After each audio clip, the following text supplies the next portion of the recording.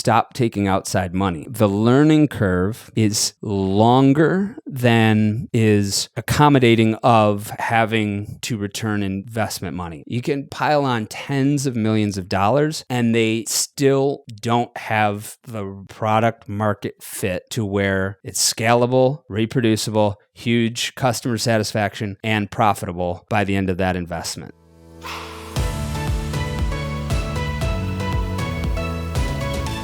Should fertility companies stop taking outside money? That's the theme we eventually get to in this conversation, where I am not the interviewer, but the interviewee. You might know Kim Abernethy. She's been the Chief Commercial Officer for the PC Alliance for the last 2 years. So she's still on the pharmaceutical/pharmacy side of things, but she was with EMD Serono for a very long time, in a field where people sometimes jump around a lot, and she's gotten to know many of you during that time. Kim asked me why I chose the fertility field. How did I build my company with no investor money, no money from family and friends, and not even a commercial bank loan? She asked me about the direction of Inside Reproductive Health, how we're building a trade media company for everyone, director level and above, in the fertility field worldwide. She asks me which was more fun, building an earlier version of my company or the version I'm building now. And I tell her. She asked me to name 2 interviews where I was totally caught by surprise. And even though I was totally caught by surprise by that question, 2 interviews that I've done did come to my mind. And I tell you who both of those doctors were. She asked me to pick some rising stars of some of these companies that are growing and emerging in the fertility field, and who I think are going to be the big winners. I am no fortune teller by any stretch of the imagination, but I name names. And as I promised, right after the interview, I thought of a couple more that I probably should have said, and I'm not going to say them now in the intro because I'll still think of more after this. I'm sorry that I left you out. Keep kicking ass, and I will be less likely to forget you next time. Finally, Kim asks me what advice I would give to fertility entrepreneurs really trying to take their place in the field. And I wonder if the answer is to stop taking outside funding. I don't know, maybe I'm wrong, and I'm not arguing it categorically, but I put forth a counter argument against taking outside funding and just bootstrap your damn business the old-fashioned way. I tie it into broader advice about how hard it is to provide value to fertility clinics and providers, how long and complicated it can be to nail product market fit in the fertility field, and how seriously doctors and others expect us to be able to provide value. And of course, there's some fun, cute questions along the way. Thank you to Kim. She's a wonderful interviewer. As far as I know, this is the first time she's ever interviewed on a podcast. So if you know Kim, send her a LinkedIn message, send her an email, send her a text, tell her she did a great job as an interviewer, and enjoy this episode where Kim Abernethy interviews me. I'm Kim Abernethy, and today I will be interviewing our special guest, Griffin Jones. It wouldn't be fertility if we didn't mix things up. Wouldn't you agree, Griffin? I think so. This is the second time that I've been interviewed on my own show. It was 4 years ago that my friend Stephanie Linder did this, and I was interested when you proposed the idea. Hopefully I can make it interesting enough. Well, tell us, how does it feel to be in the seat of the interviewee after conducting so many interviews? I am hoping that it will be useful enough because I try to make the interviews useful to the audience who's fertility docs, execs, and I've gotten much better as I've gone along about making each interview more specific. And I don't know if we'll go like an Oprah route today. We'll do like a Griffin human interest story. You and I talked a little bit before we did this interview, or if we are able to tackle enough business to make it transferable to the people listening. That's my pious hope that I can still do that even as a business owner in my type of business. Well, I think that it's always important when you are in your type of business to make sure that you never lose touch with the personal aspect of things. So if we do go a little Oprah, I think your listeners will want to hear it. I've been talking to a lot of people since you and I originally spoke about doing this interview, and it's amazing to me how little most people know about you. What made you decide to want to do this? Because you proposed the idea to me, and I thought, well, this is a cool person, and that's sweet of her to think of me. What made you interested in interviewing the host? All right. So you're not supposed to be interviewing me, but I will answer this question for you because I do think it's kind of interesting. I've been in the fertility space for 24 years, and I remember when you started your business 10 years ago. And it's actually leading into one of my questions for you. Like, what on earth were you thinking when you had no fertility experience? You ran a media company, a social media company for 3 years. You'd worked in the media industry for 9 years doing different sales executive roles. So what made you wake up one morning and decide, I'm entering the fertility space and I'm going to be a subject matter expert in not only marketing, but the industry as a totality? Do you ever see the movie Lone Survivor with Mark Wahlberg? I think it's called Lone Survivor. It's about 4 Army Rangers, I believe, in Afghanistan, and they are surrounded by Taliban, and they're under fire. And at some point, they just have to jump off the cliff. It's not a good idea to jump off the cliff. They just don't have any other option. I'm certainly not comparing myself to an Army Ranger, but from a career standpoint, I was at a point where it was like, I have to choose something. I was a D student growing up. I worked in radio ad sales. Maybe as a result of that, I didn't learn anything in college. I went to a state college that I would blow my nose with the degree that I got in communications, and that found me in a 100% commission-only sales job, which I got good enough at. I paid off my student loan real fast. I learned a little bit about the real world and talking to business owners and learning how to sell things, not just for myself, but for other people, for my clients. So I got a bit of that experience over 5 years, but it was radio. I was 26. It was not something that was growing like how the tech space is, and I could see the corporate ladder vanishing before me. And this is prior to the advent of remote work as we know it now. And there were very few advertising agencies in Buffalo. There are 0 Fortune 500 companies headquartered in the city of Buffalo, where I'm from.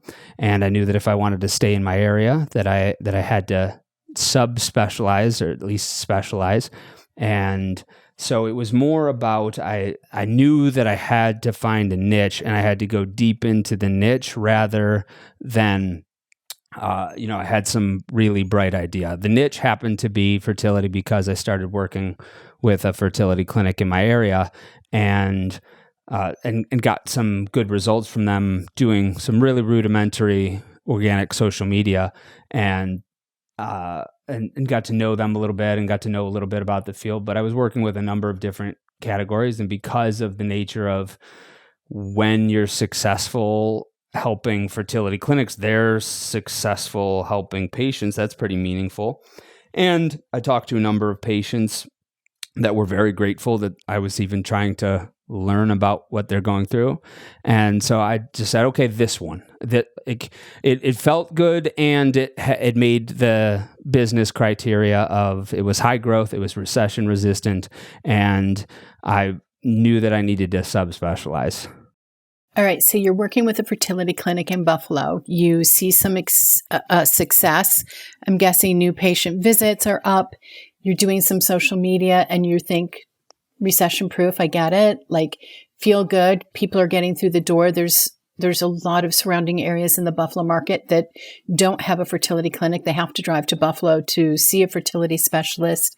And you decide you're going to jump off the cliff, and you do. What do you do from that point, though? Because that's one customer in Buffalo. There's maybe 4 clinics in Rochester, maybe 1 or 2 at that time in Syracuse, maybe not. How do you take that, I'm jumping off the cliff, and being able to support yourself, specializing in marketing for fertility specialists who really weren't thinking about it 10 years ago? I think I had already jumped off the cliff. I think jumping off the cliff came in 2012 when I quit my job in radio ad sales, and then I went and started traveling here and there. Went to Ireland for 5 weeks, and later that year went to Japan for 3 weeks. The things that I think a lot of people should do in their mid-20s. And I then moved into a studio apartment, the cheapest apartment I ever lived in, and lived like a pauper, and made the least money that I had made since I graduated college. and I moved to South America for a year and a half. And it was while I was in South America that I started working with that fertility clinic in Buffalo. And that's what taught me, I don't have to physically be in this person's area. And so I knew that I could do that with anyone then. And so before I even moved back, I started working with another clinic, which I think I can say was Dr. John Fratarelli's practice in Hawaii. And so with 2 fertility clinic clients, I could say we served fertility clinics from New York to Hawaii. And that was in 2014, moved back to the US in 2015 and just started cold calling. And so you asked, how did I support myself? I didn't. I made hardly any money in 2014 because I was living in South America. I made, I don't know how much I made, probably made 15 grand that year. And then probably something similar to the half year that I moved back. And then started, after that started really cranking and building the business. So when you look back, so you're talking, 2012, 2015, that era. When did you decide, oh my gosh, I'm going to make this work? It's actually starting to pay the bills. And I think that this is going to be successful. Do you remember when that moment hit? There are 2 different questions, because the question of I'm going to commit to this and make it stick versus this is paying the bills didn't happen at the same time. The sticking came first.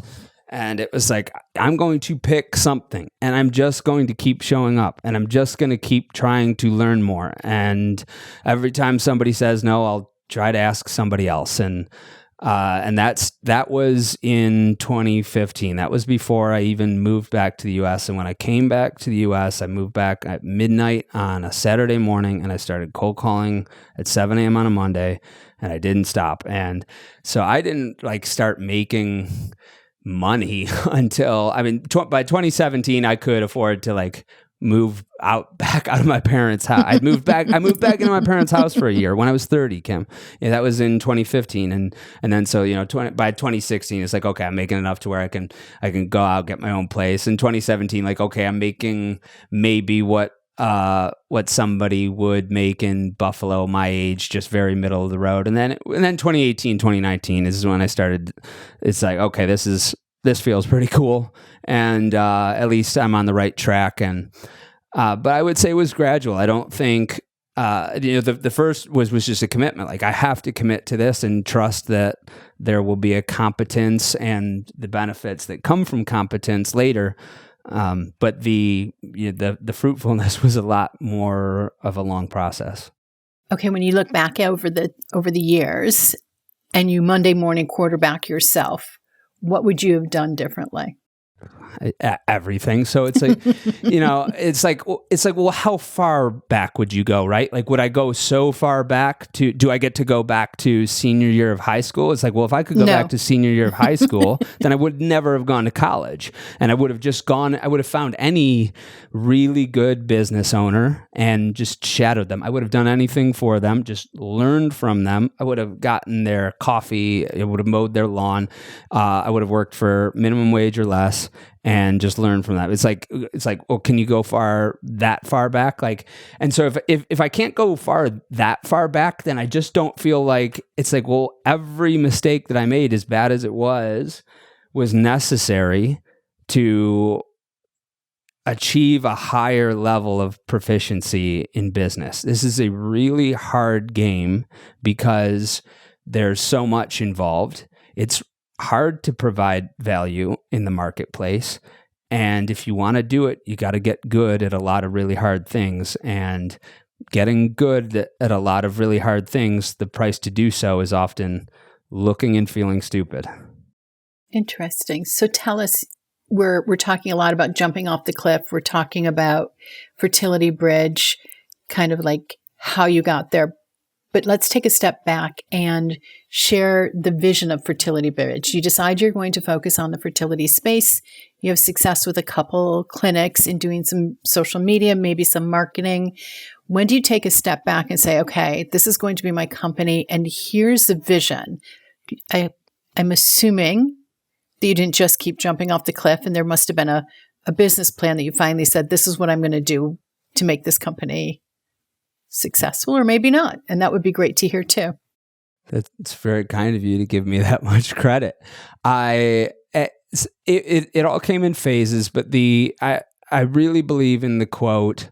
I don't know if Zig Ziglar said it first or one of those guys that, one of the rah-rah guys that said it, or if he was just quoting someone else, but he said, go as far as you can see, and then you'll be able to see further. And there are lots of people in this country, in this world, that can't see that far. And I'm probably somewhere in the middle of the road. We have a lot of people in the audience that could probably see pretty far because they're really talented. They have really talented parents. They came from a highly competitive, affluent background, and they could see far, and they're kicking butt now, and they're gonna get even further. And then there's lots of people in this country that don't even know how to become a manager at McDonald's. And I was probably somewhere in the middle of that really long spectrum. But I could see at least, I can see at least how to make a client services firm. I can at least see how to make a profitable client services firm, even if I don't know how to do all of it. I can see how we can return enough value for our clients and get people on board. And so that really just, that started as a foggy vision perhaps in 2015, 2016. And then by the end of 2017, it's like, okay, we're starting to make process. We're really starting to scope now. 2018, 2019, really refining the sales process. 2020, really refining operations and delivery processes. And it wasn't until the end of last year where I wouldn't say the end, but maybe the middle of 2022, where the opportunity to build a media company. So instead of Inside Reproductive Health being just a little marketing channel for Fertility Bridge, my client services firm, Inside Reproductive Health being the bigger of the two brands, being the one that scales and being the part of the company that I'm really growing. And that wasn't until mid 2022 where all of the stars sort of line. It's like, this is exactly how it happens, and the time is now. So that's interesting. So you start as a client services firm. Inside Reproductive Health, right? Inside Fertility is a smaller portion of it. It's always coexisted, would you say, with your larger client services? And now what you're saying is it's kind of morphing and flipping. And Inside Reproductive Health is becoming the larger of the two entities within Fertility Bridge. Fair?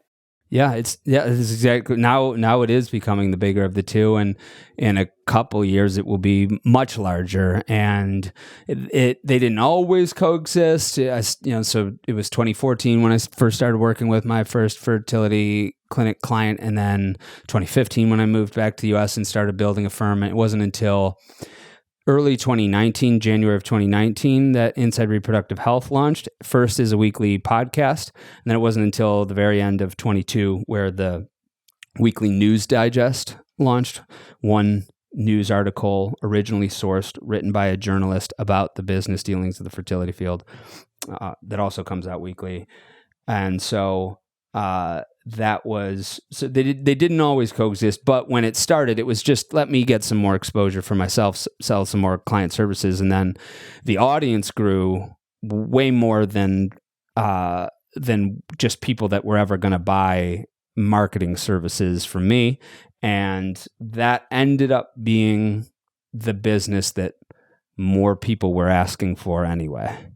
So what do you think caused this morphosis to happen? Like, what do you think was a trigger that grew Inside Reproductive Health and Inside Fertility at a greater pace? Like, what is it about that portion of the business that's attracting people?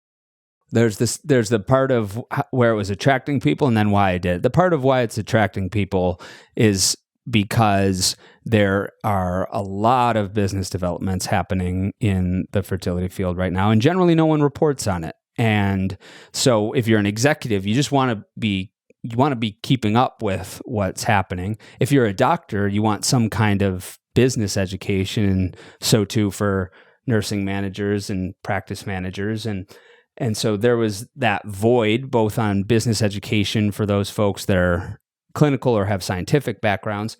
And then for those folks that have sales and business backgrounds, they want to be kept abreast of what's going on. The fertility field worldwide is estimated at a $23 billion industry, I think somewhere around there.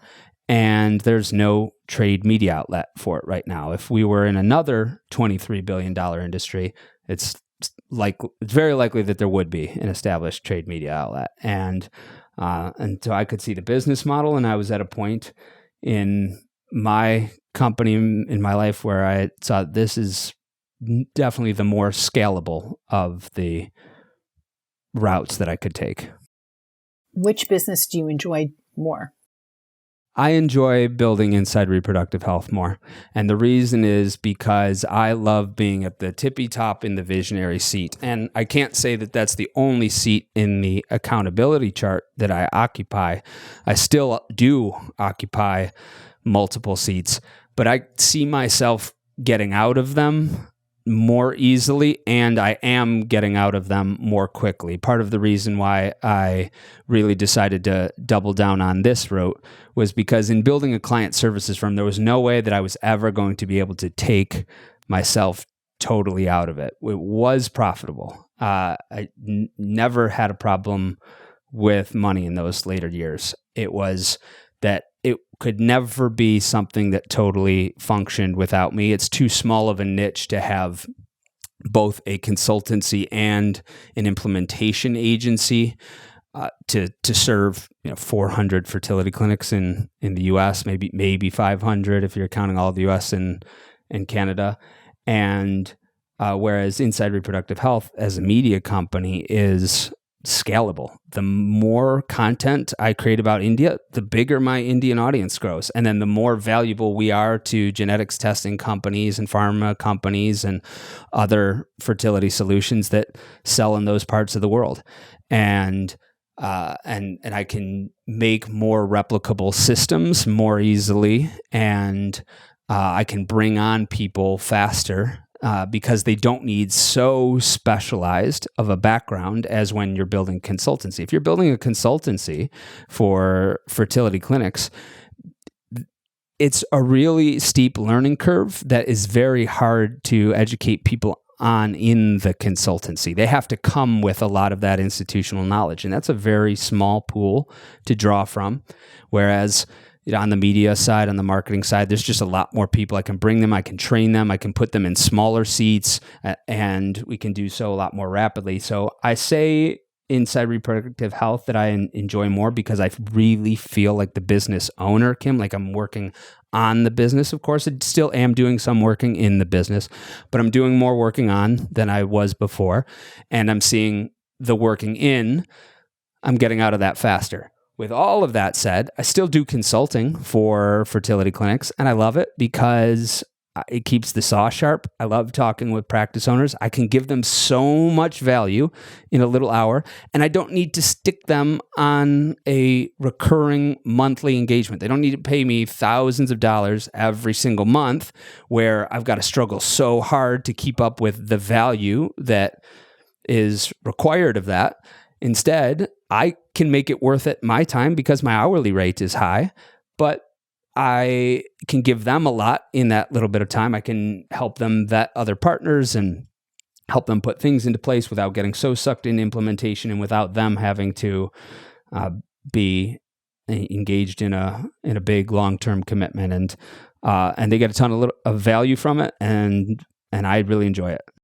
Where do you see Fertility Bridge going in the next 5 years? It's funny that you say Fertility Bridge and not Inside Reproductive Health, because Fertility Bridge really is now the strategy consultancy and the content studio for the advertisers on Inside Reproductive Health. So I'll start with Inside Reproductive Health because where I see that going is we have an audience of a couple thousand unique listeners and readers over the course of the year. And I think that can probably get up to 30, 40,000. I'm just looking at how many people are director level and above in the fertility field, whether it's industry side, clinic, lab, scientific, worldwide. I suspect it's around between 30 and 50,000. And so I think that we can get a majority of those people as members of our audience, even if they're not the people that read every week and day and listen every week and day, that over the course of the year that they are part of the audience. And, right now, if you ask people, have you heard of Inside Reproductive Health? Some people will say, yeah, everybody has, but that's not true, because you'll then talk to the next group and they'll say, no, I've never heard of it. And my goal is if you're talking to someone that's director level and above in the fertility field, almost anywhere in the world, and you ask them that question in 5 years, if they were to say, no, I've never heard of Inside Reproductive Health, you would look at them like, you've never heard of the Wall Street Journal?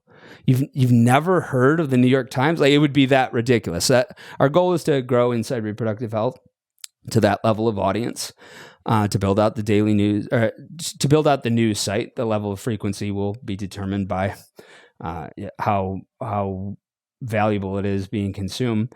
And then Fertility Bridge is now the strategy consultancy for the businesses that advertise through Inside Reproductive Health. So when an advertiser wants to sell to our audience, when they want to get their message out there, we help them. We help them with the landing page. We help them with the copy. We help them with linking those two things and linking that marketing effort to their sales team, because we have the audience, but two, we have a lot of their behavioral data. This is first party data. We can see what they're doing. We know what they're clicking on. We know what they're sharing. When a news article goes out, I can see what's really popular, what executives are sharing with their teams. And while we'll never share people's data, what we can say is we can strategize people on tailoring their message and putting their message into a place where it's going to be something that their decision makers, who are really hard to reach, are reached and want to consume the message. Very nice. So a lot of times when people are like you, very driven, you're out there, you're jumping off the cliff. I'm just going to use that an analogy again. Do you ever take time to realize that you're kind of everywhere? And by that, I mean, you're interviewing CEOs, you're providing marketing support for centers across the country. I've seen you emceeing at every conference or event that I'm going to. I feel like you're somewhere on stage. Do you ever take time to sit back and look at the impact that you're making on fertility and appreciate where you are today in this journey? Not really. I'm just not wired to do that so much. I think the nature of hungry people very often is to just think about what's next. And sometimes I can do that to a fault. Like, sometimes you'll have team members that they want to celebrate something big, and all you can think about is like this. We always have to keep moving forward, and so I think sometimes to a fault. And then also, I just also want to be humble. Is that I'm so grateful when people do say that. I also know that any one individual's impact will. It's just a drop in the bucket in the grand scheme of things, and I'm happy to be a part of it. But and hopefully I make some really big connections happen and meaningful impacts over the course of my career. But and hopefully I'll live a long life. But at the end of it, people will probably mourn me for a couple of days, and then and then they'll get back to their lives like we all do. Like sure. Like whenever, and so there's that part of it, and then it's like, being everywhere. I still just don't feel like we're everywhere yet. I feel like I'm. This is just a straw poll, but I'm thinking that maybe 20 to 30% of the field knows what Inside Reproductive Health is, and I want it to be over 90. Okay, fair enough. So some fun questions. You've worked with clinics across the country. Out of curiosity, which clinic do you feel your services had the greatest impact on, and why?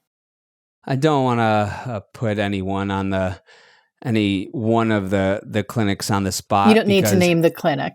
Well, I think, for among one of our first clinics, I mean, one of our very first is still in some ways the most fun. And that was when I was only doing organic social media, because it was like, I'm not doing anything from a clinical perspective, but I get to benefit from the elation that's coming from their patient base, because I'm just helping them get stuff on social media, and then they're talking about how much they love the doctors, and they're connecting with each other. And then you see people a year after that that are posting their baby picture, and they're like, we came in because we saw something on Instagram or Facebook. And so that was a ton of fun. There's also been a couple times where you have clinics that they're just really good people, and they're in a position where they've started to lose some patients,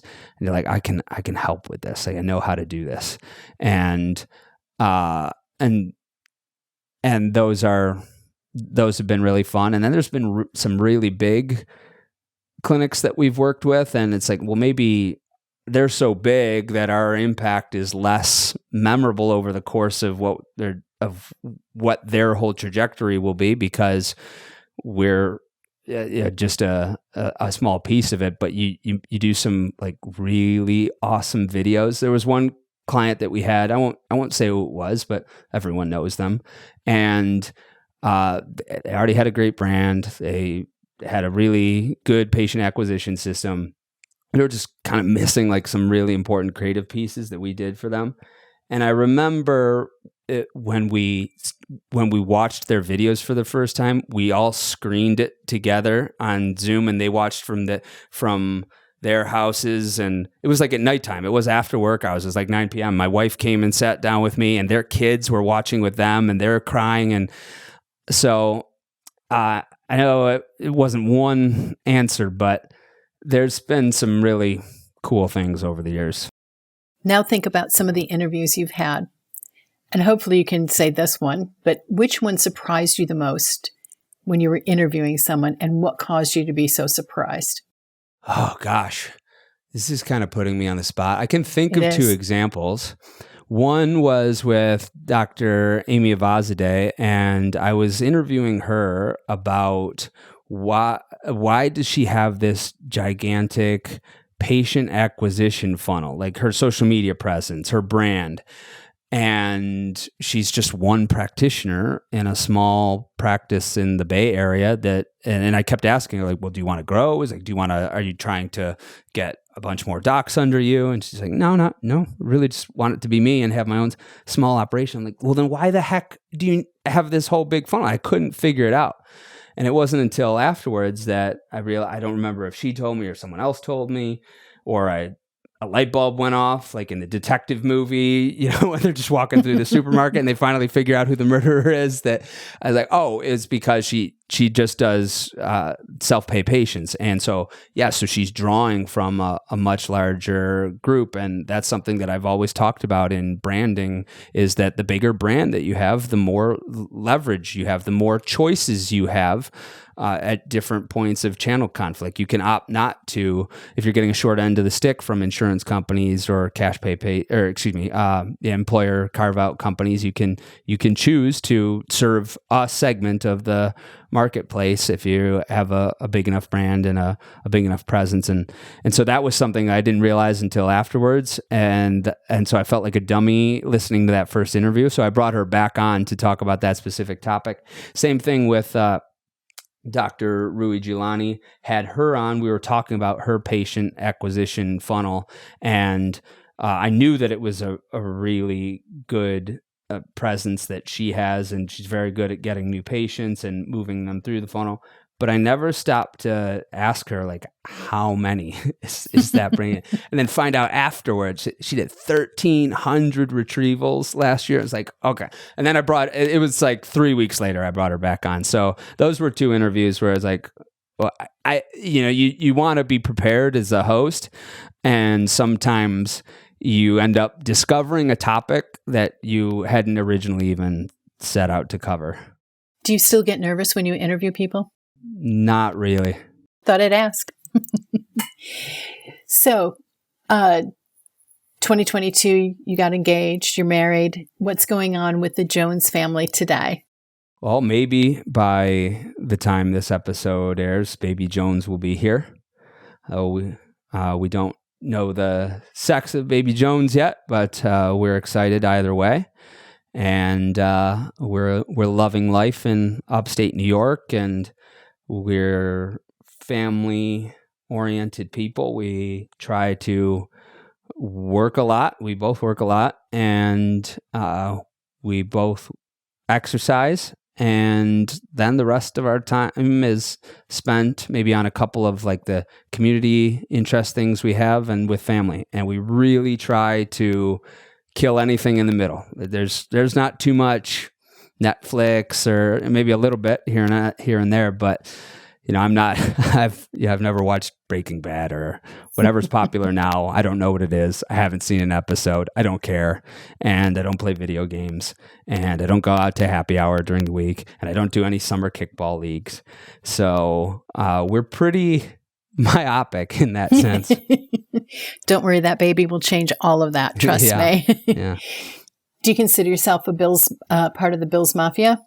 It's too cheesy for me to say that. Also, I think that I'm too much of a skeptic to be in the Bills Mafia. I'm a Buffalo Bills fan. I can't not be. It's not something that I really want to even be. I just am. And there was a number of years where it really made me so negative that I stopped watching altogether. And that's not something that someone in Bills Mafia would do. In fact, I think you get whacked by Bills Mafia if you do something like that. But I just don't like the blind faith. And I was also at a point in my life where, in my early 20s, it's fun to go to a tailgate and get silly. But by the time I was going in my late 20s, I would bring my little brother from the Big Brothers Big Sisters program, because they would give us tickets, and it'd be like December and raining, and the team would be getting pounded by Tom Brady and the Patriots and no chance of going to the playoffs. And drunk dudes are touching my little brother's hair. It's like, dude, like almost getting in fights to just with drunk people. And I'm like, I don't want any part of this. So the table stuff is funny. I do think it's funny. I do think that the mayor of Buffalo should do it only if they ever win the Super Bowl, smash through a table like Bills Mafia does. But I'm a Bills fan, but I'm not as true blue as those guys. Completely understand. So when you started your company, there were not a lot of disruptors in the industry. Progeny wasn't even around. Maybe 2016, they were just starting. So you were kind of on the forefront with some of these new ventures. Thinking about all of the PE firms, the new disruptors in the market, what advice would you give to those embarking on a new adventure today? New venture, not adventure. Maybe both. I wonder if the advice that I would give is stop taking outside money. I don't know if that's good advice, but it seems to me like the learning curve is longer than is accommodating of having to return investment money. And that sounds counterintuitive even as I'm saying it, because that's the whole point of outside money, is to extend your runway, to even have a runway. If you're bootstrapping, you might have zero runway. But it seems to me like no matter how much outside money people have, at least in some cases, this probably isn't universally true, but at least in some cases, you can pile on tens of millions of dollars and they still don't have the product market fit to where it's scalable, reproducible, huge customer satisfaction, and profitable by the end of that investment. And so I wonder if people won't have to take that advice, because the era of free money will be coming to an end. It seems like it's coming to an end. We'll see if it actually does or not. But that probably dovetails into broader advice where I think it takes a long time to figure out how to provide value to fertility providers.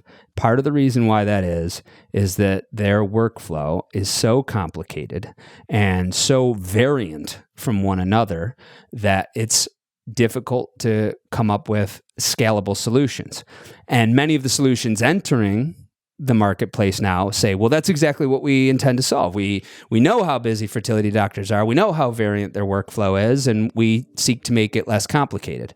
My good friend, Dr. Eduardo Harriton, gave me a book called The Innovator's Dilemma, and it talks about why incumbents have such a hard time either innovating or adapting to new technology. And it's because they're already in a position, they have delivery and fulfillment commitments. And then anything else, even if it ultimately will streamline operations in the future, is still in the moment an extremely cumbersome task to undertake. And so I think it takes a long time to figure it out. And I'm grateful that I could do that at a pace where the only person that was really suffering was me. And if a client was suffering an engagement, it's client services. I can make it up to them. We phased our engagements that if this phase wasn't as good as the last one, then I would just stop charge. I would just make it easy for them to leave us, and then continue to provide some value to them until they felt good about the whole thing again. And I could do that because I didn't have this huge outside financial obligation to fulfill. I've never taken a penny from investors, never from family or friends. The only loan I ever took was 3P during COVID, and that ended up being a grant. That wasn't a loan. So I've never borrowed. And so I don't necessarily recommend that everybody do it that way to a T, but I think that if people take less money, outsider money, they may be in a position to where they can go longer, which is the real advice of spend that long time iterating, reiterating, of finding how to provide value to fertility clinics. Because a friend of mine, an REI who I won't name, but after this I'll ask him if I can say his name in the future. He said, it feels like we've got our pie and everybody's coming in and they're just taking a piece of our pie and our pie is getting smaller. And what that means is that people, at least at a perception level, are taking more than they're contributing in value. And perception to some degree is reality. And I want to provide value. I've done it and I've not done it, and I taste the difference, and I hate when I don't do it, and I love when I do it, and I can't sleep when I don't do it, and I feel like $1,000 when I do it. And so my advice is maybe try to be independent, but certainly go the long haul of figuring out this value game. I think you said something really interesting in all of that when I used to work for a manufacturer, we'd have new people come in all the time and they would say, no, fertility is exactly like dermatology or oncology or cardiology. And we would say, no, it's not. Wait till you get involved in it. You will learn that it's not the same. And when you talked about that patient journey in a clinic, like every patient's journey is different. And the way that every clinic responds to that patient's journey is different. So there's no two patients whose journey is identical, even if they're going to the same clinic or to the same doctor, or they repeat a cycle at the same clinic with the same physician. It's just never the same because there's so many variables that occur every single cycle. It's really interesting that there's a lot of things that people are trying to fix, but the challenge is that there's no one plug that's going to fix what's broken at any one time. It was just interesting. It could be the case that these companies finally do, especially these artificial intelligence companies, that they are able to account for all of these variables at such a scale because of AI, that they are able to streamline a lot more. And it's just so much those human variables will still exist, but the AI will be able to account for them so rapidly, and you will really be able to fulfill what Dr. Sable talks about, of instead of doing 200,000 cycles, we're doing 2 million and then 3 and then 4. It very well can be the case. I think we also would have thought that would have happened by now. So I think in 2002 we would have, in 2003 they'll have this figured out. So it's kind of hard for me to picture not having figured it out by 2045, but here we are now. Yeah, I'm with you. Okay, one last question. A lot of new companies in the market today, a lot of product services entering in. What are your top 3? Ooh, some people are going to be grumpy that I didn't put them on this list. And but it's a very short list. You did tell list. me you were going to ask me this question, so I probably should have thought a little bit harder, but I'll just kind of go with what I've thought about at a cursory level. One is cycle clarity, and I'm not just saying that because they were one of our earliest advertisers on Inside Reproductive Health, but I just like the way a company like that is set up right now. I like how Dr. Schnorr is a true end user. I like that so far he's doing this on his own. He's got a really small team. I've met 2 of them, and they're sharp and they're committed and they're young. And it's like, man, if you can keep that. I'm not a soothsayer, so I don't know if he'll keep that. Maybe by the time this episode comes out, things could be different. Yeah, I don't look into the future, but right now it's like it seems to me like that's set up well because of not having that investor obligations yet. Maybe that's what they're out for and trying to raise. I can't speculate on their behalf, but at least what they've done at the bootstrap level so far, and really trying to figure this out of like, how do we get this implemented? Like we have the value, we can sell it, but how do we get it implemented to where it's easy for clinics to do? And then it just becomes part of what they're doing. I think they're working on that in earnest, without saying anything proprietary. And then I think who else could be a big player?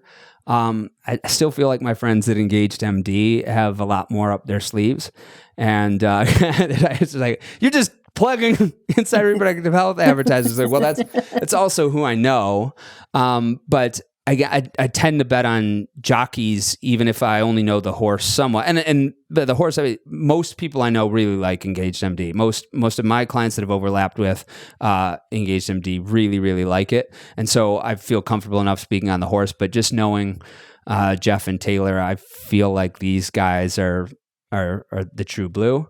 And then who would be 3? Man, so many people are going to be pissed off that I didn't give them a compliment.